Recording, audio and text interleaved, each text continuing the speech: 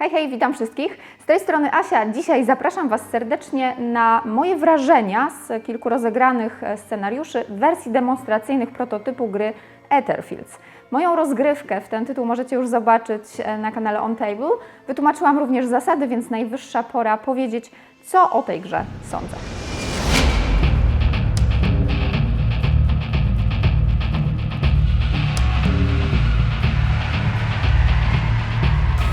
Moi drodzy, zacznę od tego, co mnie zaskoczyło, mianowicie po grze Etherfields, która jest dużym tytułem, rozbudowanym, wielowarstwowym, wielowątkowym, spodziewałam się raczej, że rozpocznę od lektury obszernej instrukcji, a tak naprawdę zasady tej gry zamknięte są na kilku stronach instrukcji i nie jest ona ani długa do czytania, ani trudna do zrozumienia, ponieważ podstawowe zasady gry mamy zasadniczo proste. I zaskoczyło mnie mocno to, ile swobody autor gry daje graczom, a także to, jak fajnie do samej gry, do elementów takich jak płytki i karty zostały przeniesione elementy właśnie z instrukcji, czyli reguły i zasady. Ponieważ są tutaj karty, które zmieniają w trakcie rozgrywki nam zasady, wprowadzają nowe rzeczy, nagle odpalają pewne symbole, które wcześniej nie mają dla nas znaczenia, ale również na przykład na płytkach lokalizacji, które rozkładamy sobie w danej scenie, pojawiają się, poza oczywiście ilustracjami, które nam przedstawiają daną sytuację, możemy sobie już wyobrazić, pojawiają się napisy, pojawiają się pewne opisy, które precyzują nam daną scenę, na przykład w scenie z samochodem. Idź zobacz, a my Cię będziemy Ja na moich szczudłach, Musimy słuchajcie, Cię ubezpieczać z góry. biegnę na moich szczudłach tutaj. Ja się boję, więc ja poczekam. No, zobaczymy na razie, co się Wydając wydarzy. tutaj dwa żółtego, dwa złotego. Odsłaniasz, tak? I co ty robisz? I jeszcze za dwa odsłaniam. Raz Czyli i biegniesz dwa. za tym duszkiem, tak? Tak, to Tak. wiesz, jemu się to Z Janem, skojarzyło, tak, postać jest jakby I znajoma, wchodzimy teraz w ciemno. czyli też otworzyłeś drzwi, wychodzisz w ciemność, czyli czujesz się absolutnie jak u siebie. Świece chyba padły, wiecie? Słyszę, Dlatego nie jedziemy. nie, słyszę pomocy, słuchajcie, słyszę help. Mamy kafelek, na Mogę którym wejść do ciemnego? gdzieś daleko w lesie między drzewami majaczy postać chyba dziecka, jakiejś dziewczynki. Nie widać tego dokładnie, bo stoi daleko. Nad nią znajduje się duży napis help, ratunku, krzyczę, pomóż mi. Więc już staramy się wyobrazić sobie całą tą sytuację, ale gdzieś na tym kafelku znajdą się inne napisy, które sobie tam czytamy. To, w jaki sposób zostało to przedstawione graficznie, to w jaki sposób buduje to napięcie, ile też przekazuje nam ważnych, istotnych w danych scenach informacji, nie wymaga pojawienia się w tej grze księgi scenariuszy. My nie musimy sięgać, nie ma czegoś takiego jak księga scenariuszy, tylko pojawiają się te informacje wraz właśnie z kartami, z kafelkami i przyznam szczerze, że to jest naprawdę bardzo wygodne i praktyczne i też mocno budujące klimat i napięcie, które cały czas jest wyczuwalne w rozgrywce. Szczerze mówiąc, oczekiwałam, że będzie tutaj więcej złożoności, że może ta gra będzie bardziej rozbudowana pod względem mechanicznym, natomiast to, że tak nie jest, wcale nie oznacza, że ona jest banalna czy prosta, bo właśnie dzięki tej swobodzie możemy zrobić bardzo, bardzo wiele i ogranicza nas tylko los i trochę nasza wyobraźnia. Podobało mi się również to, że mamy tutaj do wyboru maski, które na daną scenę, na daną rozgrywkę, jakie sobie wybierzemy, będą nam determinować, kim my tak naprawdę chcemy w danej chwili być, kim chcemy się stać, jaką maskę chcemy założyć. I w momencie, kiedy wybieramy maski, po ilustracji, po nazwie tej maski, czyli wybieramy sobie cechę, jaką chcemy pozyskać na daną grę, czyli na przykład, czy chcemy być empatyczni, współczujący, czy może raczej pełno w nas nienawiści i po taką maskę chętnie sięgam.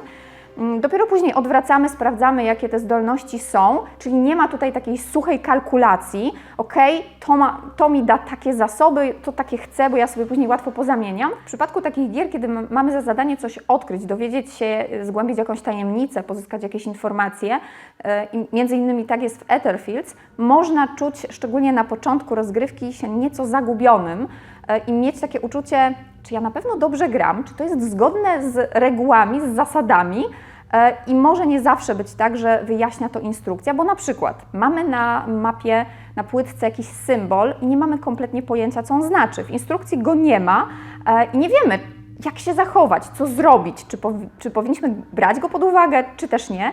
I to jest jeden z takich smaczków w grze Etherfields, że my poznajemy pewne rzeczy w trakcie, że właśnie pojawiają się jakieś symbole, karty, jakieś reguły, które w danej chwili będą nowe i zmienią nam całą rozgrywkę dalszą. To poznawanie tych wszystkich elementów, które są gdzieś poukrywane, jest bardzo angażujące. Chce się do tego wracać i chce się szukać tych miejsc, tych elementów, tych symboli. Bardzo fajna mechanika została też tutaj wprowadzona na spostrzegawczość. Spodobała mi się od razu, kiedy pojawiają się takie wycinki grafik, które w trakcie gry musimy szukać na płytkach, na kartach, gdziekolwiek. Gracz, który zrobi to jako pierwszy, odbiera nagrodę, a nagrodą jest zwykle cenny tytułowy Ether. 438, widzę, już jest. I dostanę kartę Wisdom, tak zwaną kartę mądrości, numer 438. To jest karta, która zostanie w grze. Znaki.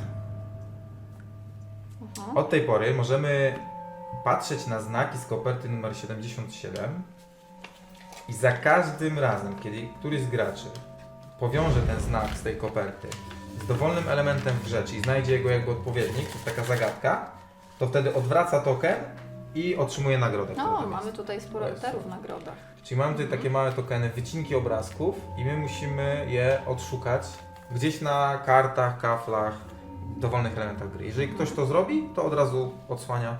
Czyli mamy I bierze taką, sobie nagrodę, tak, super. czyli mamy taką zagadkę. Ja Ktoś mam coś rączkę. O, proszę. Nie, tutaj nie było czasu na reakcję. Słusznie. Wiesz, trzeba być ten. Dobrze, masz eterek. A ja czegoś Tak nie mam? jest. Gdybyś I- miał rany, mógłbyś się uleczyć. Dobra, ja nie widzę. Słuchajcie, ta ręka jest podobna do tej ręki? Nie. Ta jest martwa ręka, Nie, to jest żywa ręka. Nie kombinuj. Nie przejdzie. To proste, fajne rozwiązanie, które troszkę jest odskocznią od jakby takiego głównego nurtu rozgrywki, bo czasami grając już się zapomina o tych małych elementach, które warto szukać. Warto, bo te nagrody są naprawdę fajne. Sprytnie to zostało rzeczywiście wprowadzone. W tej grze zaczynamy od tak naprawdę niewiedzy. Poza oczywiście podstawowymi rzeczami wynikającymi z instrukcji, czyli jak zamieniać pewne surowce, ile kart należy mieć na ręce i tego typu rzeczy, my nie wiemy, kim jesteśmy, nie wiemy, gdzie jesteśmy i nie do końca wiemy, co powinniśmy robić. Musimy kierować się swoją intuicją, ciekawością, musimy się kierować troszkę pewnymi cechami, które mają nasi bohaterowie, nasze postacie, aby odkrywać więcej informacji na ich temat, na temat tego świata, aby przemierzać zakamarki i znajdować nowe wskazówki, nowe cenne informacje. Same postacie, fajnie, że są zróżnicowane. W prototypowej wersji mamy 3. Z założenia mają być 4, ale myślę, że będzie ich więcej, bo już też wydawca mówi o tym, że bazowo przewiduje większą liczbę postaci. Każda z postaci różni się jakby swoją taką główną cechą i również w startowej talii ma już kartę akcji, która jest dedykowana dla tej postaci. Bazujemy tak naprawdę na kartach, które są proste, bo my korzystamy na karcie albo z zasobu, albo z akcji. Te akcje możemy odpalać sobie, układając je w strefie i tutaj pracować tak, aby one się zazębiały, aby jedna na drugą wpływała, aby generować z tego jakby jak najwięcej korzyści dla siebie.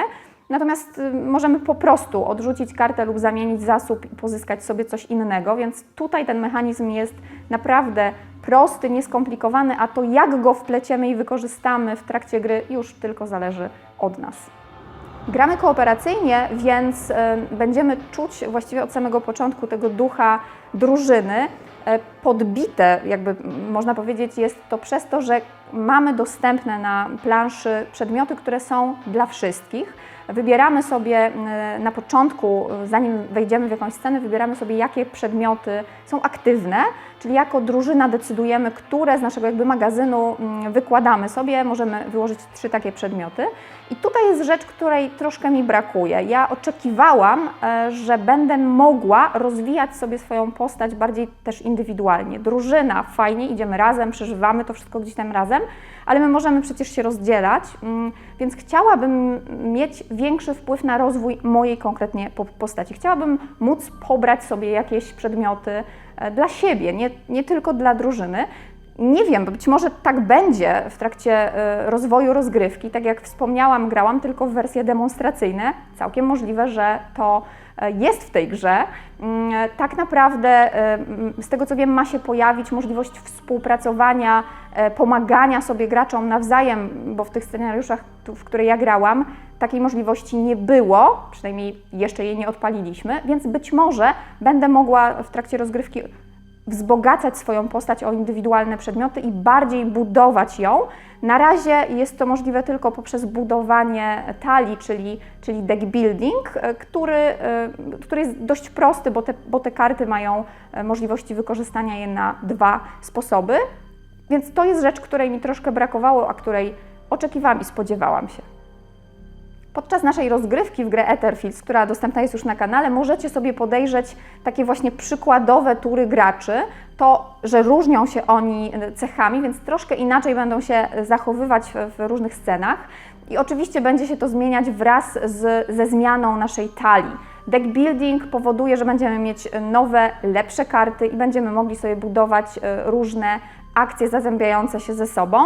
I tutaj może się pojawić taki syndrom, że czyjaś tura będzie długa i inni gracze będą musieli po prostu poczekać na swoją kolej. Natomiast powiem Wam, że cała scena dotyczy każdego z nas, to w tym czasie my też się angażujemy, czyli gracze, którzy czekają na swoją kolejkę, są zainteresowani tym, co się wydarzy, bo jeśli na przykład mamy istotę, z którą walczymy, bądź chcemy rozmawiać, to każdy z nas jest ciekawy efektu, nawet jeśli go nie wykonuje, nawet jeśli to nie ja rozmawiam z wilczycą, to jestem ciekawa, co z tego wyjdzie, więc patrzę na tą scenę troszkę z boku, stojąc gdzieś tam kawałek dalej za drzewami i nawet jeśli te tury są dłuższe, to nie przeszkadza mi to tak bardzo, a w tym czasie mam okazję podziwiać figurki. I teraz właśnie powiem 2 słowa na temat tego, jak gra jest wykonana, oczywiście podkreślając, że bazuje na prototypie. Awaken Realms jest wydawnictwem chyba już znanym z tego, że mocno dba o to, jak gry już nawet na etapie prototypu wyglądają, więc to jest naprawdę bardzo dobrej jakości prototyp, posiadający standardowe małe figurki, jak choćby figurki bohaterów, niektórych wrogów, ale także istot tych bardziej kluczowych, które są naprawdę duże. W pierwszym momencie pomyślałam sobie, wielkie, nie będą praktyczne i rzeczywiście w trakcie rozgrywki nie do końca okazały się praktyczne, ponieważ kiedy wychodzi przykładowa wilczyca, to tak naprawdę zajmuje ona całą przestrzeń lokalizacji, na której ma się pojawić, więc już nie widzimy żadnych symboli. I w trakcie rozgrywki my stawialiśmy ją sobie gdzieś obok, ale powiem Wam, że grając kolejne sceny, ja miałam takie wewnętrzne uczucie, że to rzeczywiście do tej gry pasuje, że ta istota gdzieś się pojawia, stoi tak doniośle, my z nią obcujemy, albo boimy się i atakujemy, albo próbujemy zagadać, rozmawiać z nią, bo jest też taka możliwość, to jest kolejny element, który jest bardzo interesujący, że nie zawsze siłowe rozwiązania są konieczne. To rzeczywiście to pasuje i teraz sobie wyobraźcie takie figurki mieć pomalowane. Myślę, że znajdzie to swoich zwolenników. Mnie osobiście wystarczyłyby one rozmiarów chociażby strażników. Jest mniejsza figurka, duża, ale jednak mniejsza. Być może straciłyby na szczegółowości. Nie wiem, nie okazały się zbyt praktyczne, natomiast piękne. Po mapie świata zasadniczo przemieszczamy się szukając scen, chcąc w nie wchodzić, aby odkrywać nowe elementy, jakie skryte są w grze Etherfields. Tam możemy troszeczkę rozbudować sobie postać, kupić karty. Przypadła mi do gustu również mechanika związana z istotami, z naszymi przeciwnikami, bo tak naprawdę poza tym, że my walczymy, możemy z nimi walczyć, coś oczywistego, to możemy również z nimi rozmawiać. To jest fajne, bo każda z tych rzeczy poniekąd da nam coś innego. Ponadto, jak zachowają się nasi przeciwnicy, jak będą zachowywać się w swoich turach te istoty, również rozwiązano w bardzo prosty sposób. Mamy kilka symboli i opisane czynności. To, jaką czynność, jakie rzeczy będą wykonywać przeciwnicy, o tym decyduje losowa karta tury. Jeśli dodatkowo mamy znak zapytania jako ostatni symbol, my jako bohaterowie nie będziemy wiedzieli, jak nasz przeciwnik zachowa się, kiedy przyjdzie jego kolej, więc jest ten element takiej niewiadomej i tak naprawdę wszystkie rzeczy związane z, można powiedzieć, instrukcją tego, jak należy odbywać spotkanie z przeciwnikiem, jak on się zachowuje, zawarte są nie w instrukcji, tylko właśnie w kafelkach tych istot. I zrobiono to w bardzo intuicyjny i niezwykle prosty i przystępny sposób. Moi drodzy, prawda jest taka, że mogłabym jeszcze mówić o tej grze dość długo. Z całą pewnością jest to gra na emocjach, gra, w której będziemy kierować się swoją intuicją, gra, która jest specyficzna, skierowana dla osób choćby takich jak ja. Mnie gdzieś od początku odpowiada ten nieco dziwny, tajemniczy, trochę pokręcony, abstrakcyjny klimat, który ona oferuje i z całą pewnością jestem ciekawa tego, co tak naprawdę jeszcze kryje Etherfields i będę to sprawdzała. Jeśli Wy również, no to kampania rusza, więc możecie dołączyć do grona wspierających. Ja starałam się pokazać Wam jak najwięcej, jak najlepiej tego, czym i o czym jest Etherfields, chociaż mam świadomość, że odkryłam zaledwie drobną tego część. Muszę przyznać, że już od pierwszych scen, od pierwszych rozgrywek czułam mocną ciekawość tego, co jeszcze, co dalej, co tam jeszcze się kryje w kolejnych scenach. Myślę, że to jest najlepsza rekomendacja na to, że rzeczywiście ta gra od samego początku angażuje, a wiem od twórców, od wydawcy, że scenariusze demonstracyjne, czyli te wersje demo, intra, są specjalnie wybrane, aby nie pokazywały zbyt wiele tego, czego można spodziewać się w już właściwej grze Etherfields, więc tym bardziej jestem tej całej historii, opowieści ciekawa.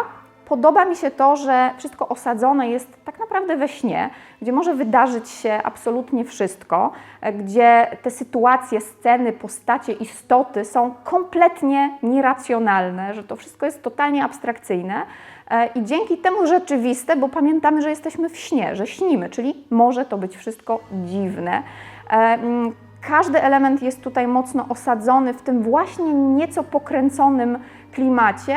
Z mojej strony oceny BGG-owej tego tytułu dzisiaj nie będzie, bo mogą się zmienić jeszcze chociażby zasady, jak pokazuje przykład Tainted Grail, albo warstwa wizualna, chociaż raczej jest to mocno finalna wersja. Niemniej jednak ta gra na pewno trafi na mój stół i do mojej kolekcji.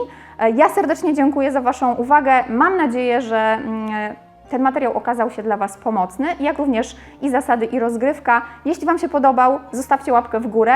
Jeśli jeszcze nie subskrybujecie, koniecznie to zróbcie, bo wtedy będziecie na bieżąco. A jeśli macie jakieś pytania, piszcie w komentarzach. Widzimy się w następnym materiale. Do zobaczenia. Cześć!